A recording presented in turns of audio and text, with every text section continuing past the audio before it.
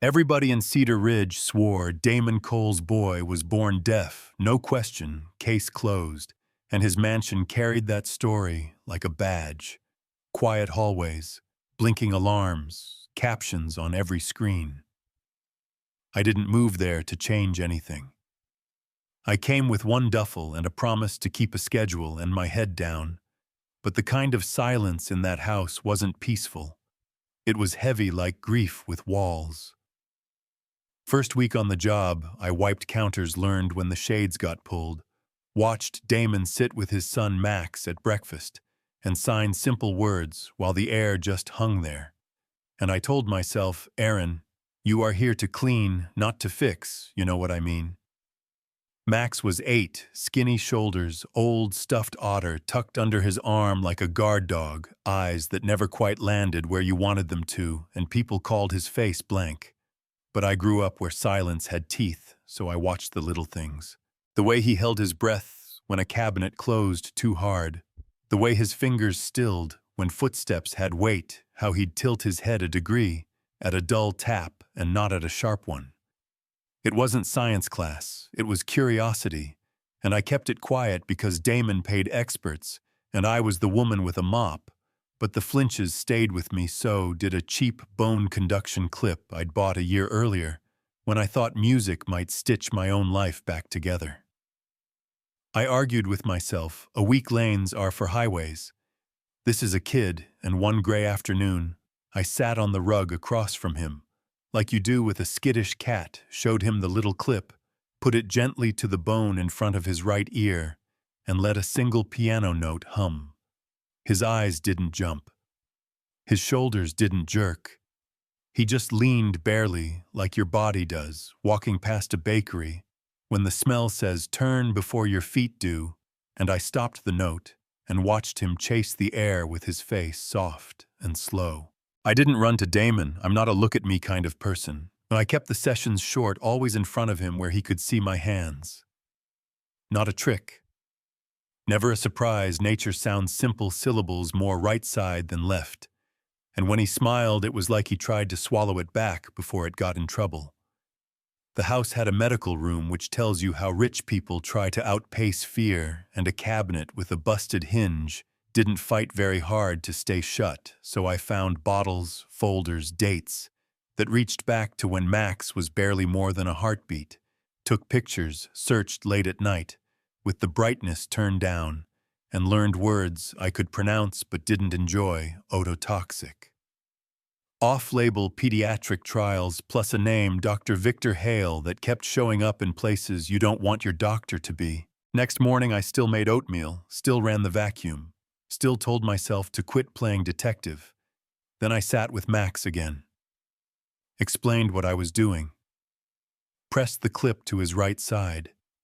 And the second the strings came in, he blinked, tilted, opened his mouth like a breath, remembered it. Used to be a word, and he whispered.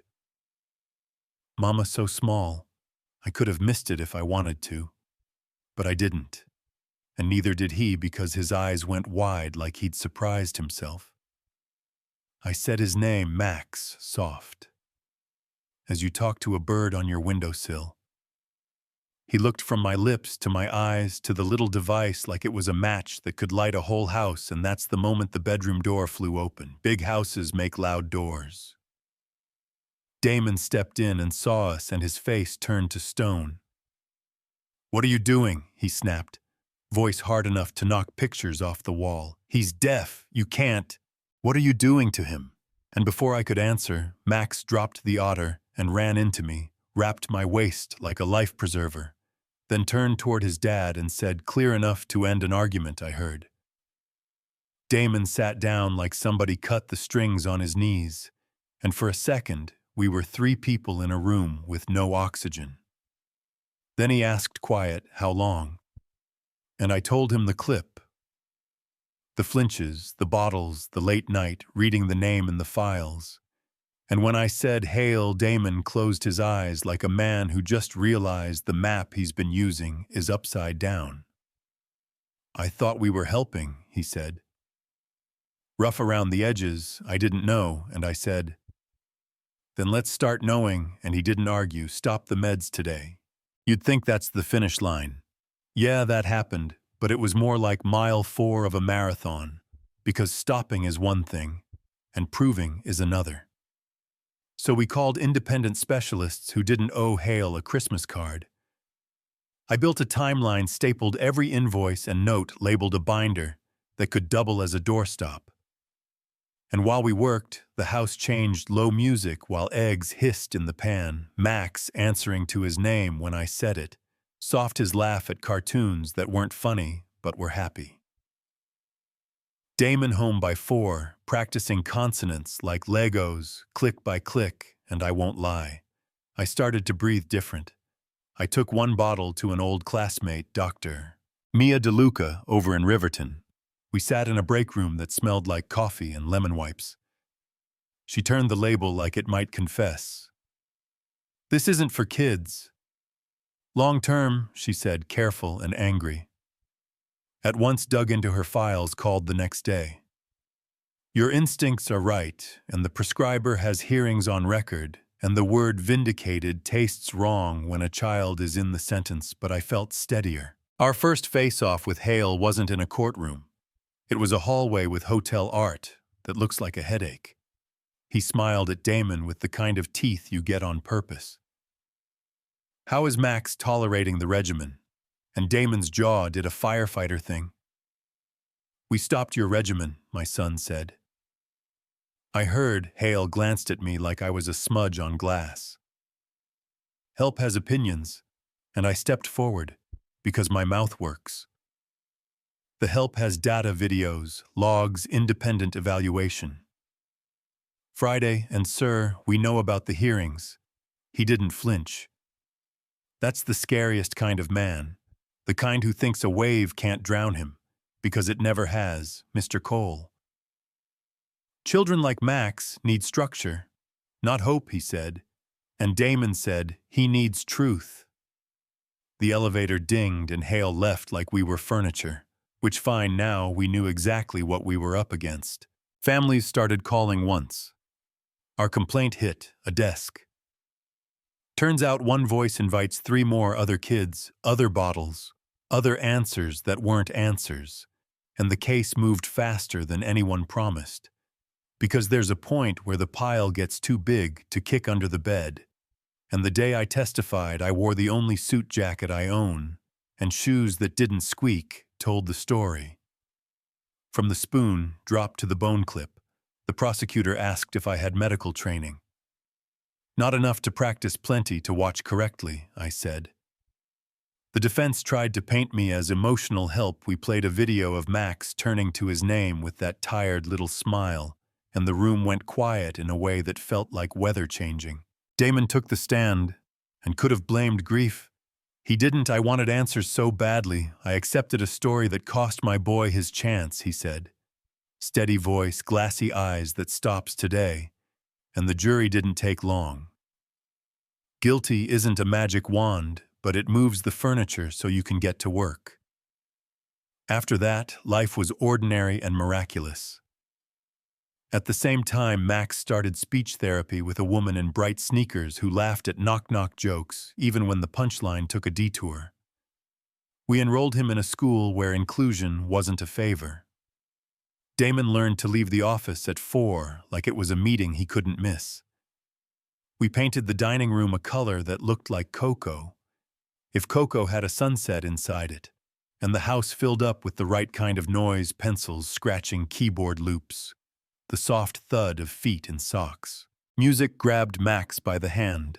He pressed one note, then another, then a third that shouldn't belong, and somehow wrote a simple melody and played it like a secret, wore a quarter-note pin to school like armor, and when the community center invited him to a ceremony for kids who climbed their mountains, he asked if he could play. We said, "Only if we can embarrass you, no," whooping aloud, and he walked on stage with his shoulders square and the otter in his backpack. Just in Case played his song clean, let the last note hang like a balloon you're not ready to let go, took the mic with both hands and said, "The first sound I heard came from her heart, pointed at me. And if you think I didn't cry, you don't know me. I wish I could tell you that was the neat bow, but endings are for novels. Hale filed an appeal. Some folks in town still whisper that Damon should have known better sooner. Money buys ignorance as easily as it buys privacy, and online.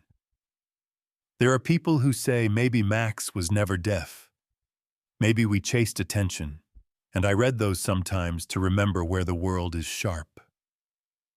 Here's what I know when the dishwasher hums, and the boy upstairs falls asleep to his own song labels. Our quick listening is slow experts save lives, and sometimes break them. Grief is a terrible decision maker, and the smallest yes.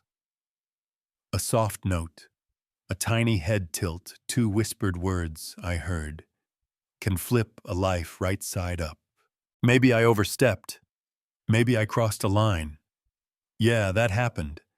But I also know a kid who answers to his name and argues about bedtime like it's his constitutional right.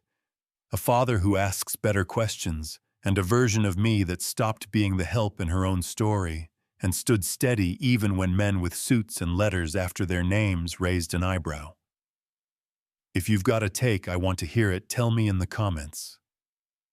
What counts as truth in a case like this? A diagnosis on paper or a child turning toward his name? Tell me if parents should trust experts without question, or if doubt is a kind of love too. Tell me if forgiveness belongs in courtrooms or only at kitchen tables, and if you've seen someone written off by a system that should have seen them. Put that story here. Tap like if this hit you. Subscribe. If you want more stories told the way they're lived, a little messy, a little funny, a lot true.